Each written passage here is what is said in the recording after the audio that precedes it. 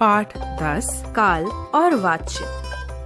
माँ, कल जो आइसक्रीम खाई थी बहुत स्वादिष्ट थी, आज भी मिलेगी क्या?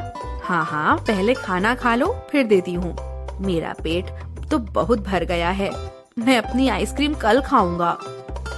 यहाँ रीमा और रोहन बीते हुए कल, आज और आने वाले कल की बात कर रहे हैं, जिन्हें काल कहते हैं। काल 3 प्रकार के होते हैं। भूतकाल, क्रिया के जिस रूप से बीते हुए समय का बोध हो उसे भूतकाल कहते हैं। जैसे रीमा ने कल आइसक्रीम खाई थी। भूतकाल के भेद, भूतकाल के 6 भेद होते हैं।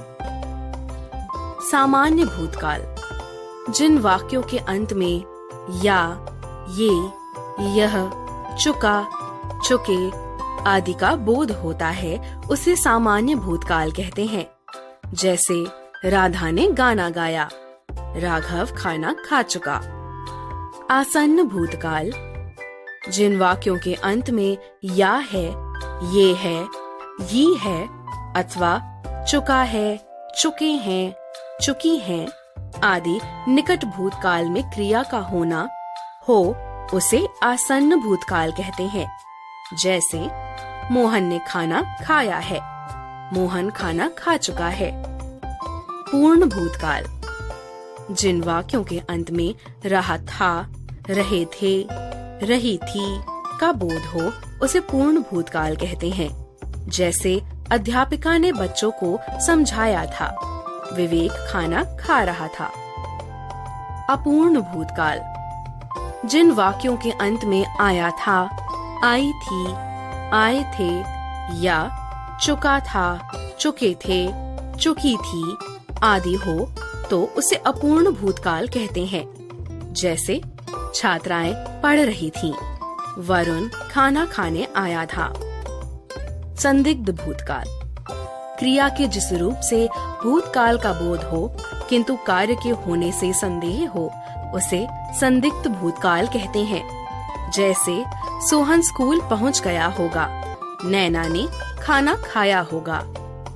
हेतु हेतुमद भूतकाल, इस काल में यह पता चलता है कि कार्य भूतकाल में होना आवश्यक था परंतु किसी कारणवश न हो सका।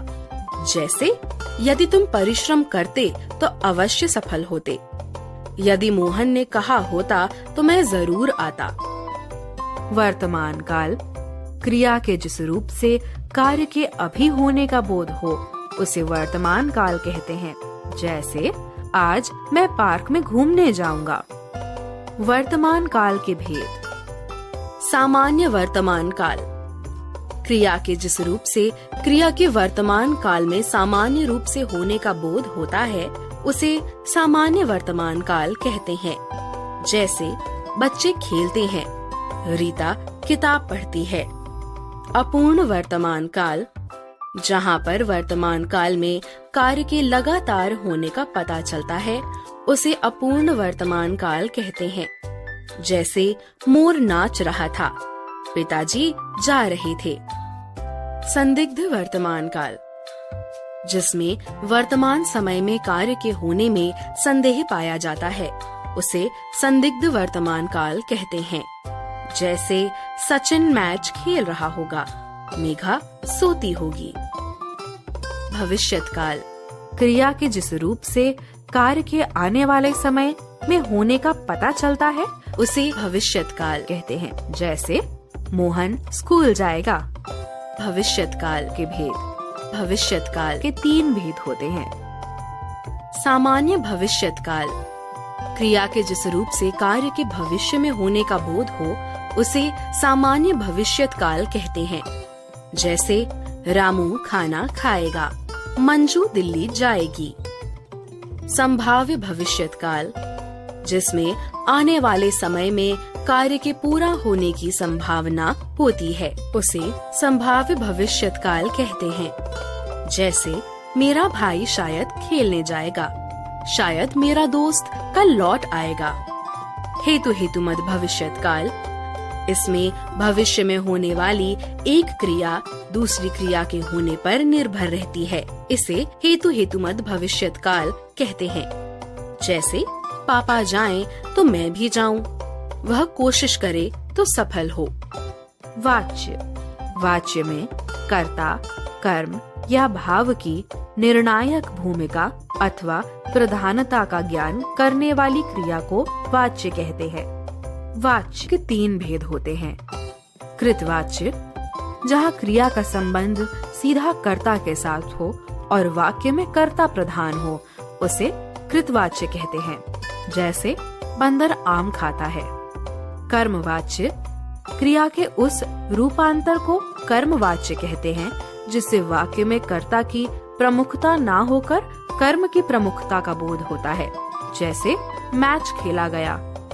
भाववाच्य, भाववाच्य जब क्रिया अकर्मक हो और क्रिया के लिए लिंग व वचन कर्ता के अनुसार न होकर सदा पुल्लिंग एक वचन में हो तो उसे भाववाच्य कहते हैं। जैसे मुझसे खेला नहीं जाता। वाच्य परिवर्तन, कृतवाच्य से कर्मवाच्य बनाना। जैसे वे घर जा रहे हैं। कृतवाच्य, उनके द्वारा घर जाया जा रहा है। कर्मवाच्य, कृतवाच्य से भाववाच्य बनाना। सीमा दौड़ नहीं सकती। कृतवाच्य, सीमा से दौड़ा नहीं जाता। भाववाच्य,